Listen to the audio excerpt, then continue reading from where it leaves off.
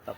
Kahit tayo ng konting luya, 4 na ngipin ng bawang, saka 2 medium size na kamatis, at saka medium size na sibuyas. So lalagyan natin ng puso ng saging, saka ito, ganito. Ito na lang ilalagay nating pangpasarap. Kaya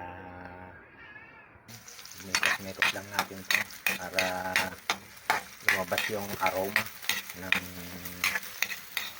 mga pangpalasa natin.